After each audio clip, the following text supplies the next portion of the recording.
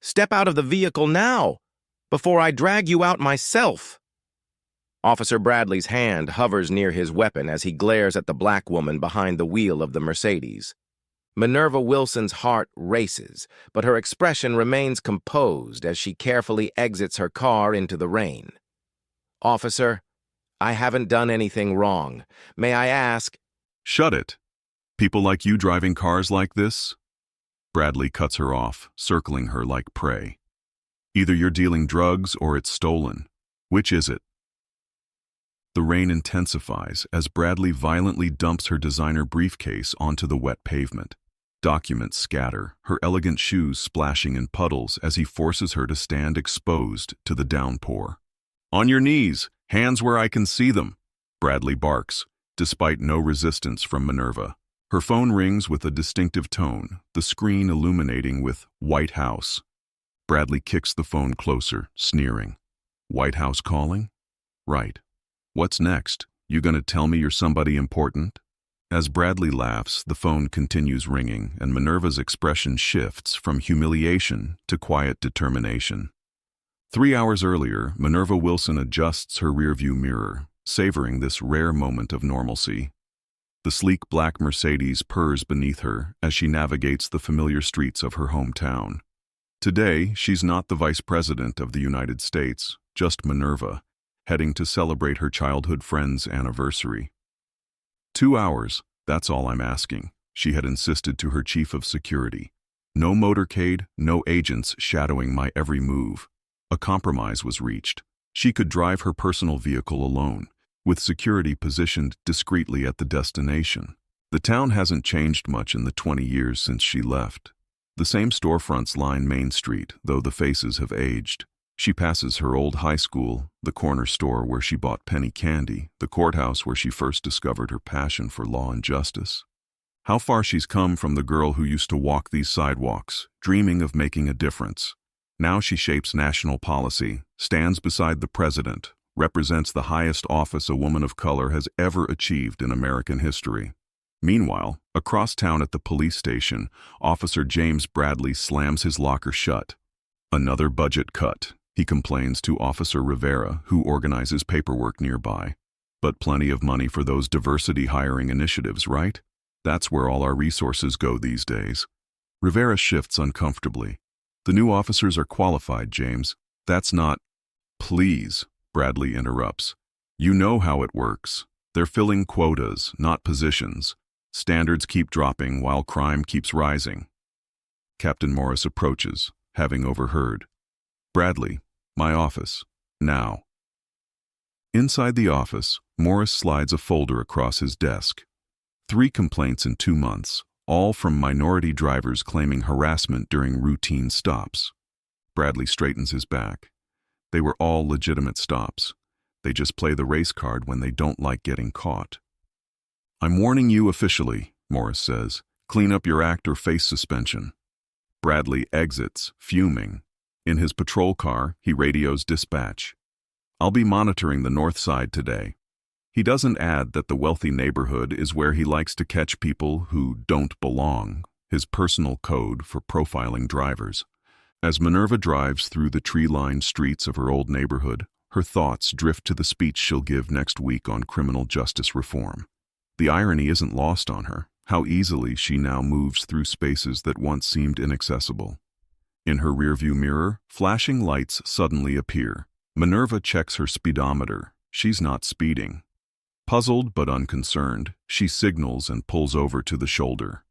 Bradley calls in only the vehicle description without running the full registration, already reaching for his door handle with practiced intimidation. Bradley approaches the Mercedes with his right hand resting near his holstered weapon, left hand gripping a flashlight despite the afternoon daylight. His stance projects authority, preparedness for confrontation. He takes position at the driver's window, deliberately standing behind Minerva's sight line to maintain tactical advantage. His flashlight beam sweeps across the luxury interior before landing directly on her face. "License and registration," Bradley demands without preamble, without offering the customary explanation for the stop. Minerva meets his gaze in the side view mirror. "Good afternoon, officer. May I ask why I've been pulled over? Bradley's jaw tightens. License and registration first. I understand, but I believe I'm entitled to know the reason for being stopped. You were driving erratically, Bradley states, though no such behavior occurred, crossing the center line back there. Minerva knows this is false, but keeps her voice measured. I see. I wasn't aware of that. License and registration, Bradley repeats, his tone hardening. Unless there's some reason you don't want to provide them? Minerva reaches slowly for her purse. I'm reaching for my documents now. She produces her driver's license, a special private citizen ID she occasionally uses that displays only her name and basic information, with no indication of her position. Her registration, however, is standard. Bradley studies her license with obvious suspicion. Minerva Wilson? He scrutinizes her face, then the photo. This doesn't look right. It's valid, officer. Is there a problem? Awful common name for someone driving a $100,000 car through this neighborhood. He taps the license against his palm. Where are you headed today, Ms. Wilson? The inflection he places on her name carries clear disbelief. I'm attending a friend's anniversary celebration. In this neighborhood? Who exactly are these friends? Bradley's questions push beyond standard protocol.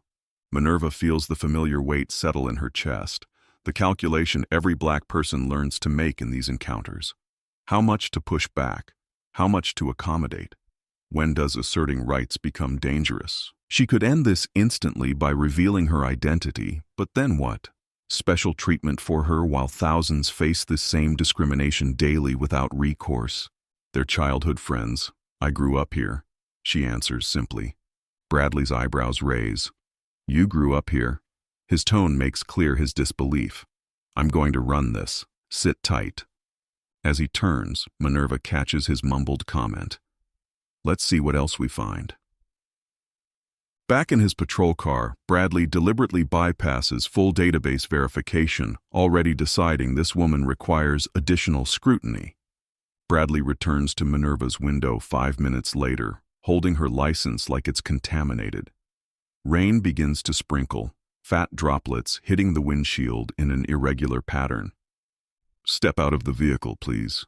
His request comes with no explanation. Officer, has there been a problem with my identification? Minerva asks, maintaining her composure. System's running slow today. Step out of the vehicle while we wait. His hand returns to rest on his holster, a subtle threat. The rain intensifies as Minerva carefully exits her car.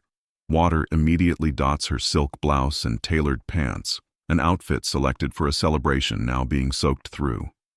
Stand over there. Bradley points to a spot beside the road, fully exposed to the elements with no shelter. Passing cars slow to observe the well-dressed black woman being detained in the rain. Is this necessary, Officer Bradley? Minerva asks, noting his nameplate for the first time. How do you know my name? His suspicion deepens instantly. It's on your uniform, she points out calmly. Bradley's face flushes with embarrassment, quickly masked by aggression. I need to search your vehicle. Do you have probable cause for a search, or are you requesting my consent? His eyes narrow. You refusing to cooperate? Because that's suspicious behavior. Minerva weighs her options, rain now streaming down her face. I'm not refusing. I'm asking for clarification of my rights in this situation. Your rights? Bradley scoffs. Your rights are to do what I tell you before this becomes an arrest for obstruction. Without waiting for her response, he begins searching her car, movements deliberately rough. He pulls open the glove compartment, rifling through documents. He tosses items from the back seat onto the front, methodically creating disarray. Minerva stands in the increasing downpour, aware of phones recording from passing vehicles. The public humiliation is calculated, a power display at her expense. Bradley emerges with her briefcase. What's in here? Work documents, nothing illegal or dangerous. He unzips it anyway, dumping the contents onto the wet roadside. Water immediately soaks into papers, ruining delicate documents. A framed photo, her at the inauguration, cracks as it hits the pavement. "Careful, please. Those are important documents," Minerva says, taking a step forward. "Stay where you are," Bradley barks. "You people always carry fake IDs, fake documents." He picks up a small laminated card, examines it. "White House visitor pass? Seriously?" He laughs. "You expect me to believe this is real?" When she doesn't respond, his approach becomes more aggressive. "You know what? I think we need to do a sobriety test." "I'm not intoxicated, Officer Bradley. That's for me to determine. Walk heel to toe along this line." He points to the white shoulder line, now slick with rain. Minerva complies, perfectly executing the test despite her now soaked designer shoes. Frustrated by her performance, Bradley escalates. "Now I need to search your briefcase more thoroughly." Minerva watches as he roughly handles sensitive briefing materials. "Those documents contain confidential information." "Oh yeah? What kind of confidential are we talking about?" "National security." His mocking tone cuts through the rain. "You people always think you're special." As Bradley roughly grabs her leather portfolio containing classified briefings, something in Minerva's expression hardens from compliance into calculated resolve. The rain softens to a steady drizzle as Minerva shifts strategies. Years of diplomatic negotiations have taught her when to pivot from direct confrontation to subtle maneuvering. "Officer Bradley," she says with newfound calm, "would you permit me to make a call while you continue your search? I have an appointment I'm now going to miss." Bradley smirks. "Sure, go ahead. Call whoever you want. Won't change anything happening here." He tosses her phone toward her, which she catches with practiced grace. Minerva steps a few paces away, not far enough to trigger suspicion, but sufficient for limited privacy. She dials a number from memory, turning slightly away from Bradley, while keeping him in her peripheral vision. Her chief of staff, Diane Reynolds, answers immediately. "Madam Vice." "Diane," Minerva interrupts smoothly, her tone conversational. "I'm afraid I'll be late for the Henderson meeting. I've been delayed by an unexpected situation." Her words seem innocent, but convey coded information they've established for security incidents. "Ma'am, are you in danger?" Diane's voice sharpens with concern. "No immediate emergency," Minerva responds, watching Bradley rifle through her documents. "But I do need you to prepare the Hampton file for tonight, immediately, if possible. Hampton Protocol, their established code for security intervention." "Understood. Your location is active on secure tracking. Stay on the line if possible." Meanwhile, Bradley kneels on the wet pavement, carelessly examining the contents of Minerva's briefcase.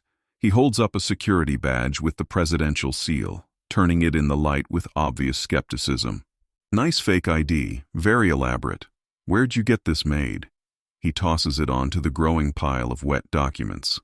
"These forgers get better every year." Minerva continues her seemingly casual conversation.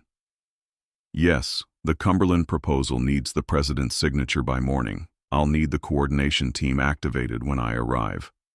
More code words, signaling escalation protocols. In the White House Situation Room, alarms trigger as Minerva's security tracking shows an unauthorized detention. Diane puts the call on speaker as she rapidly mobilizes response teams. "The vice president is being detained by local law enforcement," she announces to the room. "Immediate Protocol 7. Screens light up with Minerva's exact location. A satellite image zooms in on the roadside scene. Secret Service agents already positioned near the anniversary party destination receive immediate deployment orders. "Local police chief has been contacted," a security officer reports. "ETA to scene 4 minutes." On the roadside, Bradley grows increasingly frustrated, finding nothing incriminating. His movements become more aggressive, his comments more openly biased. "People like you," he mutters, loud enough for Minerva to hear, "always trying to pretend you're something you're not." He holds up a policy brief on criminal justice reform with her name listed as author. "So now you're writing government documents too. The delusion is incredible." Minerva concludes her call with carefully measured words. "I'll be there as soon as this situation resolves, Diane. Please make the necessary arrangements." She ends the call, slipping the phone into her pocket rather than surrendering it again. Bradley approaches, confidence bordering on arrogance. "Find someone important to bail you out? Trust me, it won't matter. I've dealt with your type before." Minerva meets his gaze directly. "Officer Bradley, I've been cooperative despite your unconventional approach to this traffic stop. May I ask how much longer this will take?" His radio crackles with an incoming transmission, which he ignores. "As long as it takes. In fact, I'm finding your behavior increasingly suspicious." On screens throughout the White House Security Center, red dots converge on Minerva's location as Bradley reaches for his handcuffs. Bradley unclips the handcuffs from his belt, the metal catching dull light through the rain. "I'm finding suspicious materials in your possession. We're going to continue this conversation at the station." Minerva stands perfectly still, rain beating on her blazer. "What suspicious materials have you found, Officer Bradley?" "Government documents with forged authorization signatures, fake White House credentials." He steps closer, invading her space. "Impersonating a government official is a federal offense." "Those documents are authentic, I assure you." Bradley's laugh is sharp, dismissive. "Right, and I'm the president." He begins reciting Miranda rights while unfolding the handcuffs. "You have the right to remain silent." Minerva interrupts, voice steady. "Officer Bradley, I have committed no crime. There has been no evidence presented of any illegal activity. I strongly advise you to verify my identity properly before proceeding further." "Your kind always resists, always thinks you know the law better than officers enforcing it." Bradley's mask slips further, revealing naked prejudice. "Maybe a night in county lockup will teach you some respect for authority." 3 miles away, Police Chief Thomas Henderson receives an urgent call from the Department of Homeland Security. The blood drains from his face as he listens. "Are you absolutely certain?" he asks, already reaching for his keys. "Officer Bradley has detained." "Yes, I understand the severity. Immediate intervention. I'm personally responding." He slams down the phone and rushes from his office barking orders. "Emergency response team, mobilize now. Incident on Route 17, priority override." At the White House, Diane conducts rapid-fire coordination. Secret Service advance team is 2 minutes out. Local police chief has been notified and is responding. National security implications if this escalates further. The President's Chief of Staff enters the room. The President has been briefed. Authorization for full protective protocols granted. Back at the roadside confrontation, more vehicles have slowed. Cell phones record from car windows. Bradley notices the audience and becomes increasingly agitated. "Put those phones away." "This is police business," he shouts at passing motorists, who only slow further at his outburst. Minerva remains composed, despite the handcuffs now dangling from Bradley's grip. She strategically prolongs the encounter. "What exactly was the original traffic violation you observed, officer? I'd like to have that clearly established for the record." "Erratic driving, failure to maintain lane," Bradley replies automatically. "Could you please specify the exact location where this occurred?" Bradley hesitates, caught off guard by the precise questioning. "Back on Maple, near the intersection with Oak." "That's interesting," Minerva responds, "since I approached from Pine Street and never traveled on Maple today." Bradley's face flushes. "Are you calling me a liar? Let's add disrespecting an officer to your charges." Minerva continues calmly. "I'd also like your badge number for my records, Officer Bradley." His knuckles whiten around the handcuffs. "That's it. Turn around and place your hands behind your back." On the horizon, multiple vehicles approach with lights flashing but sirens silent, tactical approach to prevent escalation. As Bradley reaches for Minerva's wrist with the handcuffs, her phone rings with the distinctive White House ringtone. The ringtone cuts through the tension, a distinctive musical sequence reserved for highest priority White House communications. Bradley freezes momentarily, then scoffs. "Really committed to this act, aren't you?" He reaches for the phone in Minerva's pocket. Let's see who's actually calling. Minerva steps back. I'd like to answer that call, officer. Go ahead, Bradley says with exaggerated graciousness. Put it on speaker. I'm curious who's pretending to be the White House today. Minerva answers, activating speaker mode. This is Vice President Wilson. A crisp, authoritative male voice responds immediately.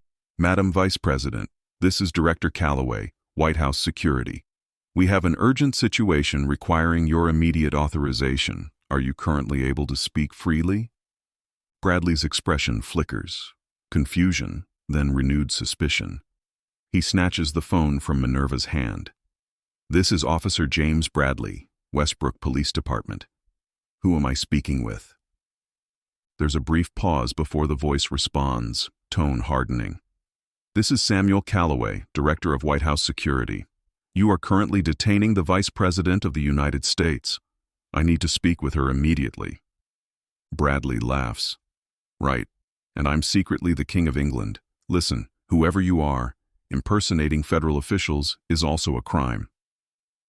In the distance, a helicopter appears over the tree line. Multiple unmarked vehicles approach from both directions, closing in on the scene. Bradley notices, his certainty wavering. His radio crackles urgently. Officer Bradley, this is Chief Henderson. Respond immediately. Bradley keeps the phone in his hand but reaches for his radio. Chief, what's going on? I've got a situation here with... Stand down immediately. Henderson's voice cuts through with unprecedented sharpness. Do not, I repeat, do not take any further action with the individual you've detained. That is a direct order. Bradley looks from the phone to his radio to Minerva, whose calm has not wavered. The helicopter grows louder overhead. Black SUVs with government plates pull up, forming a perimeter. His patrol car is suddenly dwarfed by federal vehicles. What? What is happening? Bradley's voice loses its authoritative edge. Minerva stands straight despite the rain, her dignity intact. I believe your superior has ordered you to stand down, Officer Bradley. Bradley's hand moves instinctively toward his weapon, a reflexive response to losing control of the situation. This is some kind of elaborate setup. You can't just... Two plainclothes individuals emerge from the lead SUV, their stances and movements unmistakably federal law enforcement. They don't run, but their purposeful walk communicates urgent authority. Minerva remains motionless, neither gloating nor panicking. The power dynamic shifts visibly as the new arrivals close in. Bradley's face cycles through emotions: confusion, disbelief, the first flickers of fear. As federal agents converge on the scene, Bradley makes one final desperate grasp for control, grabbing Minerva's arm roughly.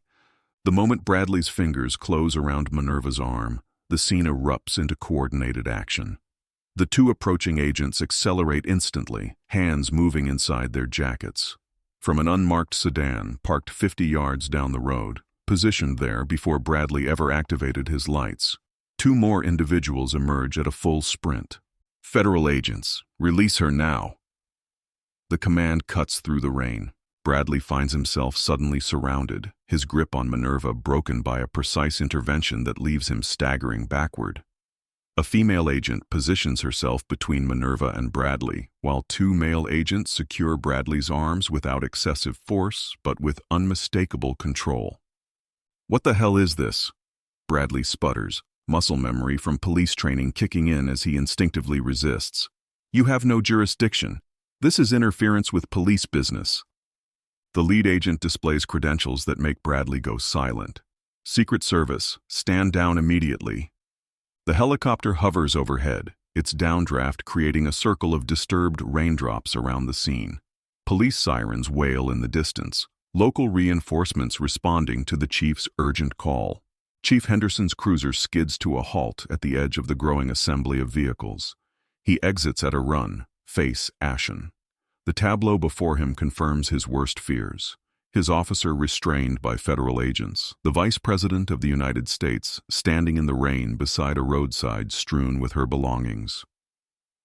Madam Vice President, Henderson approaches, professional but visibly shaken. I cannot begin to express. Chief Henderson, Minerva acknowledges with a dignified nod. Secret Service agents create a protective formation around her, while others efficiently begin collecting her scattered documents, placing them in waterproof portfolios.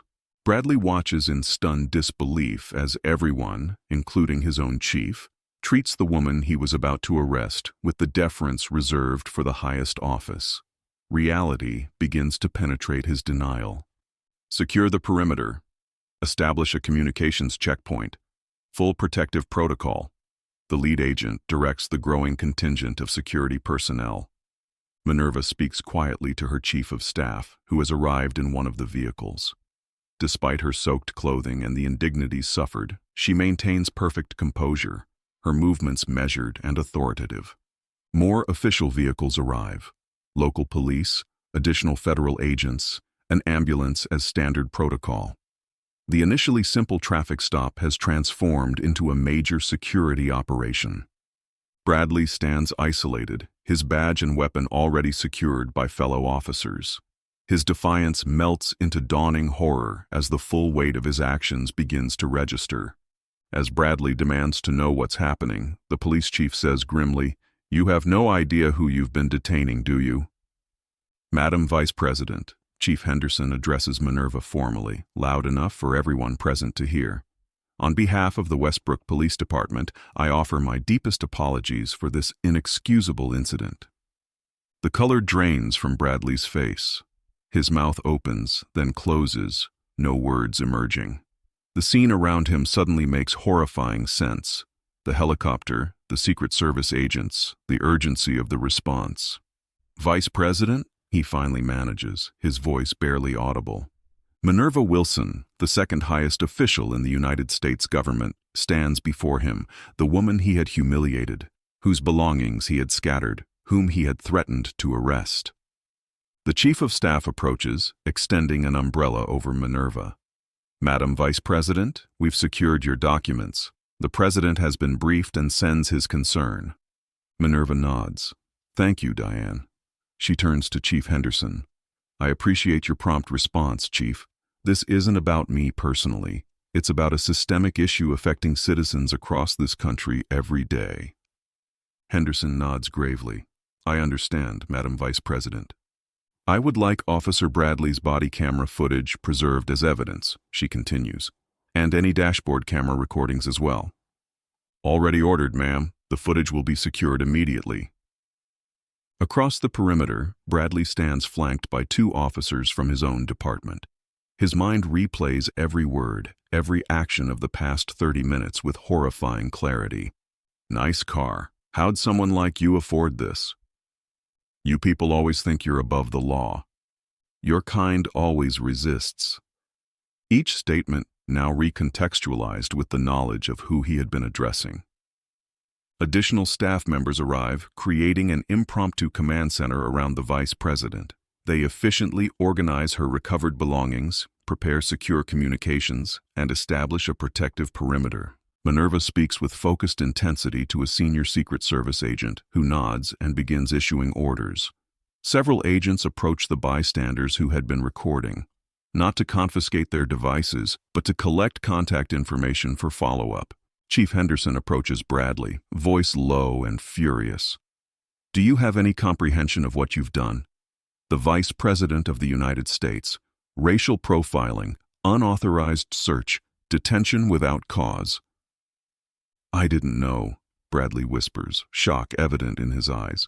"That's the entire point," Henderson hisses.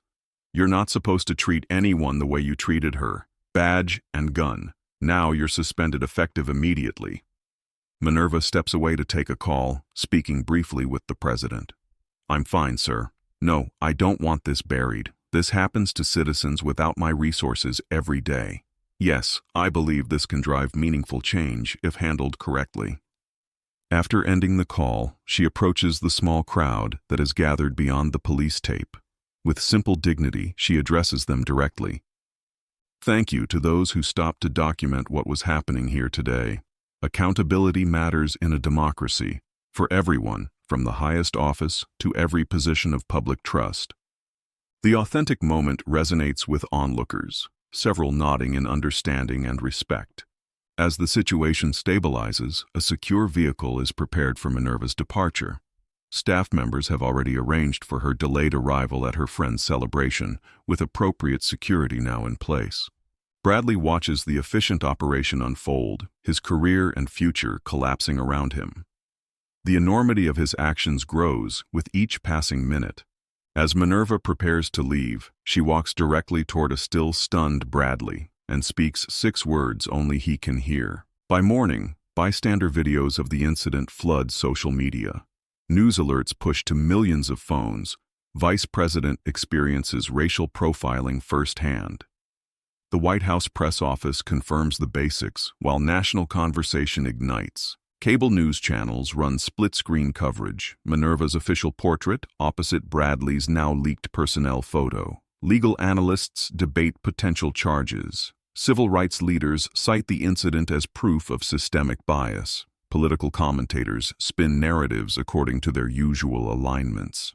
This isolated incident doesn't represent American policing, argues one pundit. When the vice president herself isn't immune from racial profiling, how can any person of color feel safe, counters another. In Westbrook, the police department holds an emergency meeting. Chief Henderson addresses his assembled officers, face grave. Officer Bradley has been placed on administrative leave pending multiple investigations. I want to be absolutely clear. His actions violated department policy, constitutional protections, and basic human dignity. Henderson pauses, surveying the room. This department will cooperate fully with all investigations, including the Justice Department Civil Rights Inquiry announced this morning. The room divides visibly, some officers nodding in agreement, others staring stonily ahead, a few whispering among themselves. The vice president's security detail was deliberately minimized yesterday at her request. She was enjoying a rare private moment in her hometown, Henderson continues. But Officer Bradley didn't know that. What he saw was simply a black woman driving an expensive car, and he made assumptions that led to actions that have now embarrassed this department nationally. A veteran officer raises his hand.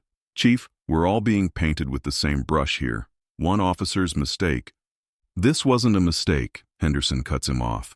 Review the body camera footage, which will be used in our investigation. This was textbook bias-based policing. And if any of you see yourselves in Bradley's actions, I suggest you reconsider your career choices. Across town, James Bradley sits in his attorney's office, provided by the police union.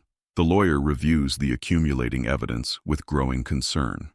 The body camera footage is problematic, the attorney states diplomatically. Your comments about you people and your kind are being cited as clear evidence of discriminatory intent. Bradley stares at his hands. I didn't know who she was. That's not helping your case, the lawyer responds. The point is, you wouldn't have treated a white driver that way, regardless of who they were. That's not true, Bradley insists, but his protest sounds hollow even to himself. The department has already identified 7 previous complaints against you, all from minority drivers, all dismissed until now. The lawyer shuffles papers.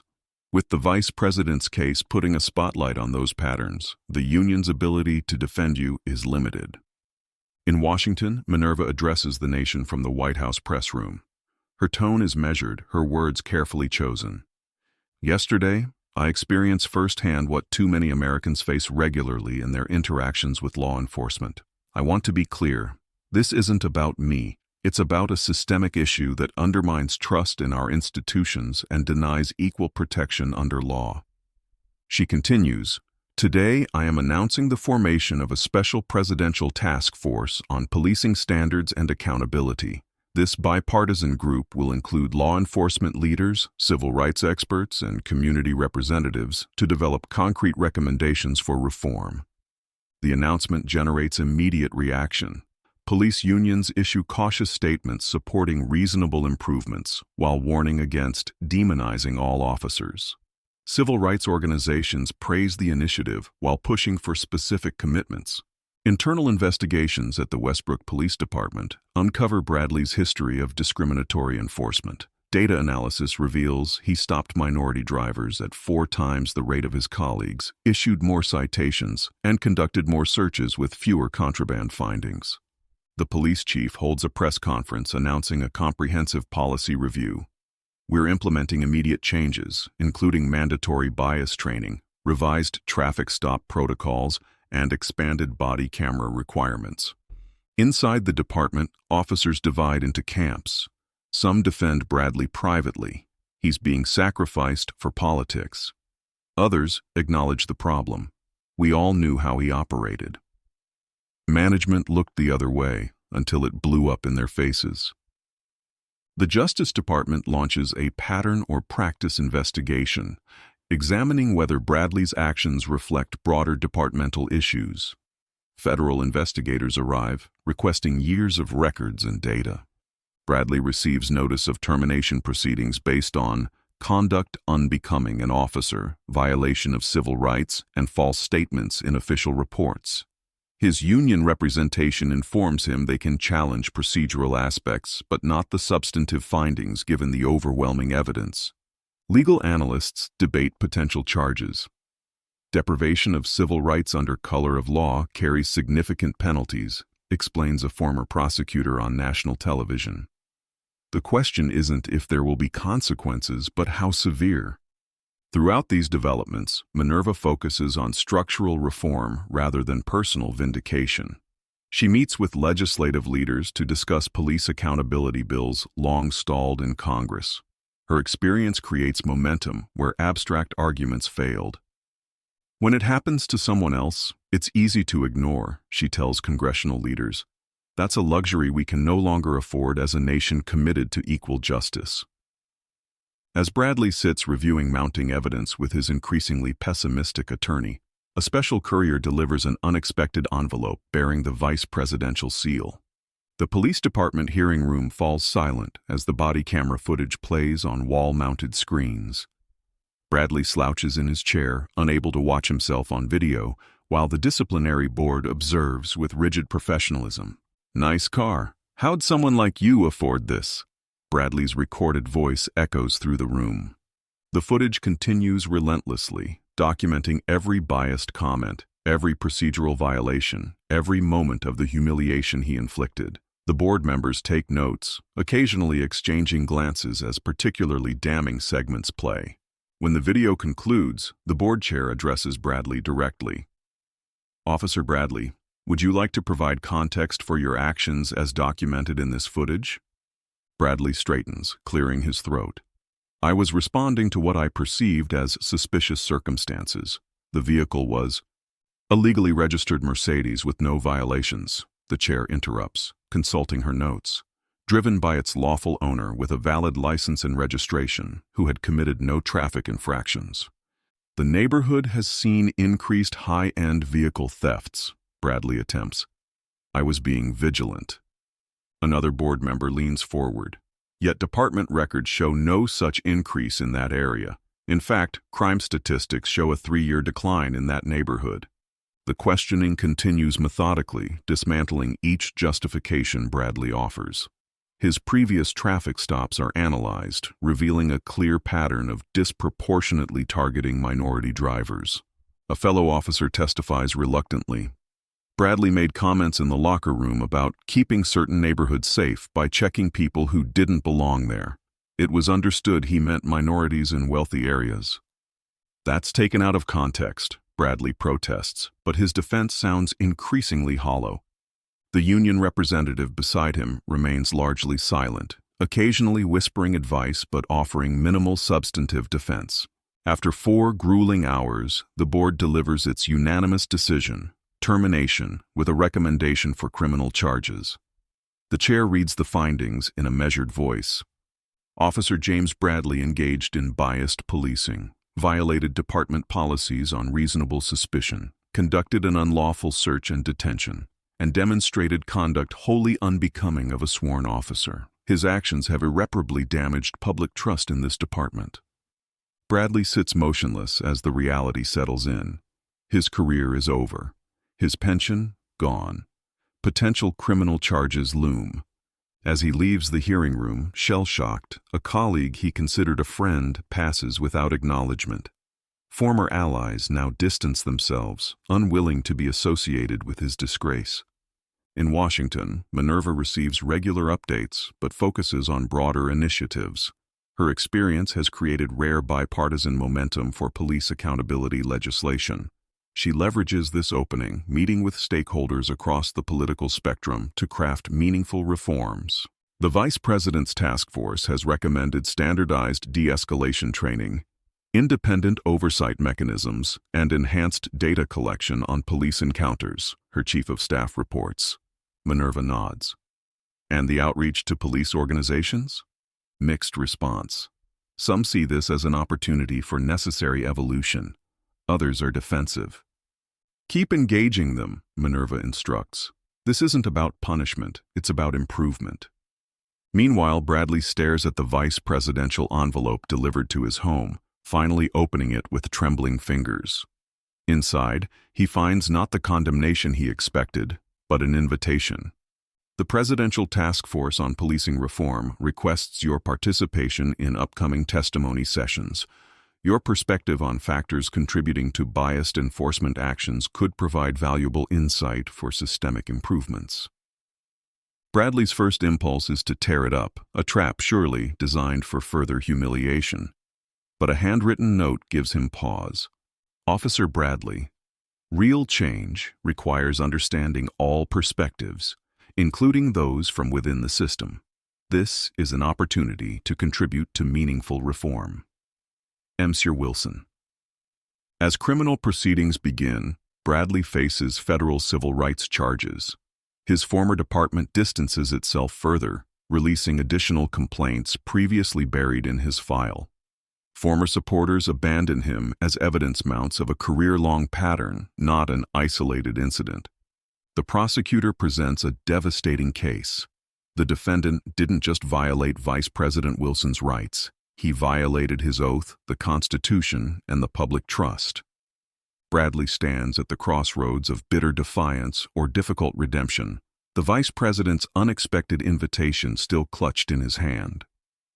6 months after the incident, police academy cadets across the country watch the Bradley Wilson footage as part of newly mandated training. Instructors use it to highlight bias recognition, de-escalation techniques, and constitutional boundaries. Notice the assumptions Officer Bradley makes without evidence, a trainer points out to attentive recruits. Now let's discuss alternative approaches that respect both safety and citizens' rights. The Vice President's task force has produced comprehensive recommendations now being implemented nationwide. The reforms include standardized protocols for traffic stops, mandatory bias recognition training, and enhanced accountability systems. In departments adopting the new standards, early statistics show promising trends: civilian complaints down 31%, use of force incidents reduced by 27%, and improved community satisfaction ratings. Most significantly, these improvements haven't compromised officer safety or crime prevention effectiveness. Body camera compliance has increased dramatically. Once viewed with suspicion by many officers, they're now recognized as protection for both police and the public. Footage reviews become standard practice, with exemplary interactions highlighted alongside problematic ones. The cameras protect good policing as much as they expose bad, explains a veteran officer leading a regional training session. They tell the whole story, not just what someone claims happened afterward. The Westbrook Police Department, ground zero for the incident, transforms itself into a model agency under Chief Henderson's determined leadership. He personally conducts workshops for other departments on changing entrenched cultures. We had warning signs long before the vice president was pulled over, Henderson acknowledges to a room of police leaders. Officers with multiple complaints that we rationalized away. Data showing disparities we didn't want to see. Locker room talk we dismissed as harmless. Problem officers throughout departments nationwide face new scrutiny. Some adapt to changing expectations, embracing reform as long overdue professionalization. Others resign rather than operate under increased accountability measures. The job hasn't changed, a reformed officer explains to resistant colleagues. Protecting and serving was always the mission. We're just being held to that standard now. Community oversight boards, once viewed as adversarial by police, emerge as constructive partnerships in multiple cities. Regular dialogue replaces crisis-driven confrontation, with community representatives and officers working toward shared public safety goals. We've moved from us versus them to a collaborative approach, explains a community board chair. Officers attend neighborhood meetings not as enforcers, but as partners in problem solving. Data-driven approaches replace subjective enforcement. Traffic stop statistics undergo regular review for demographic disparities. When patterns emerge, supervisors intervene with retraining rather than waiting for formal complaints. Minerva makes a point of visiting police academies and community forums, turning her personal experience into a catalyst for meaningful change. She stands before a graduating class of new officers, her message carefully balanced. Your profession is essential to a functioning society, she tells them. You deserve respect, fair compensation, and our gratitude. You also bear extraordinary responsibility. The authority entrusted to you must be exercised with wisdom, restraint, and equal respect for every citizen you encounter. The reforms face resistance. Some veteran officers complain about policing by committee. Police unions initially fight accountability measures before pivoting to help shape implementation, recognizing that public trust ultimately protects their members too.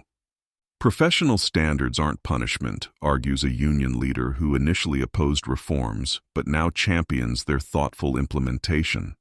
They're protection for the officers who've always done the job right. The most profound change happens quietly in daily interactions, officers approaching situations with awareness of potential bias, citizens experiencing respectful encounters that build rather than erode trust in institutions. As these reforms reshape American policing, Bradley faces his moment of truth: perpetuate bitter denial or contribute to healing the system he helped expose. 1 year later, Minerva Wilson's motorcade approaches the same intersection where Officer Bradley pulled her over. This time, she rides in the official vice presidential limousine, but she instructs her driver to slow as they pass the spot. What was once an unremarkable stretch of suburban roadway has been transformed into the Westbrook Community Policing Center, a modern facility where officers and residents collaborate on neighborhood safety initiatives. As her motorcade stops, Chief Henderson stands outside with a small, welcoming committee. The center represents physical proof of how a painful moment became the catalyst for lasting change. Madam Vice President, Henderson greets her as she exits the vehicle. We're honored by your visit. Minerva smiles. I wanted to see the changes firsthand, Chief. Inside, Henderson and community leaders guide her through the facility. Interactive training simulations help officers practice de-escalation techniques. Community meeting rooms host regular dialogues between residents and police. Data visualization screens display transparent metrics on department activities and outcomes. Our stop rates across demographic groups have equalized, Henderson explains, pointing to a dashboard. Complaint rates are down 63% from last year, while public satisfaction has increased dramatically. Minerva studies the statistics with genuine interest. And officer satisfaction? That's the surprising part, Henderson admits. After initial resistance, officer morale has improved. Clear guidelines have reduced uncertainty. Community support makes the job more rewarding. A group of new officers stands at attention as Minerva approaches. Among them is a young black woman who steps forward. Officer Carter, Madam Vice President, she introduces herself. I joined the force because of you, not despite what happened, but because of how you transformed it into positive change. Minerva clasps her hand warmly. That might be the most meaningful outcome of all.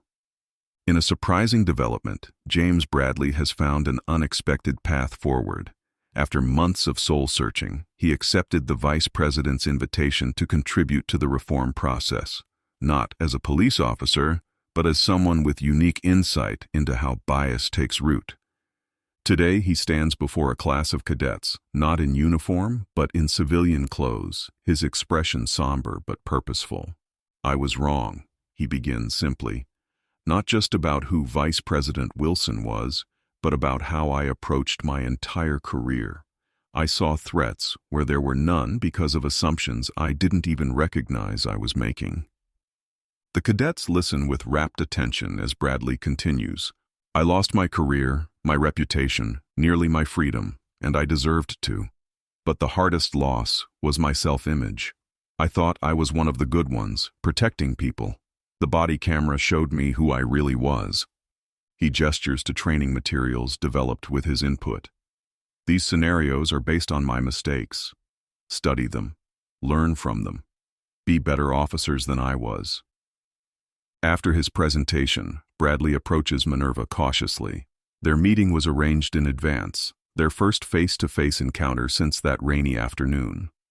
"Madam Vice President," he begins, voice thick with emotion, "I can never adequately apologize." "Mr. Bradley," she interrupts gently, "your work with these reforms speaks louder than any apology could. Redemption isn't found in words but in actions that help others avoid the same mistakes." Later, Minerva addresses the graduating class of new officers, her words measured and thoughtful. "True public safety emerges from respect and partnership with all community members," she tells them. "The authority you've been granted is a sacred trust. Exercise it with wisdom, restraint, and the knowledge that every person you encounter deserves the same dignity, regardless of appearance or circumstance." As she concludes her remarks, Minerva reflects on how a moment of injustice catalyzed institutional transformation. The reforms born from her experience now protect countless citizens who lack her resources and position. She drives through the town one final time before returning to Washington, freely and without incident. The symmetry provides quiet satisfaction, not because she personally received justice, but because systems are changing to provide it for all. Don't miss a single Beat story. Subscribe now and hit that notification bell to witness more moments where justice is served in unexpected ways. Each story we share could be happening to someone you know, or even to you. Like, share, and comment to help these stories reach those who need them most. Your engagement doesn't just support our channel, it spreads awareness that can drive real change in our communities. Beat Stories. True power isn't in humiliating others, but in transforming unjust systems.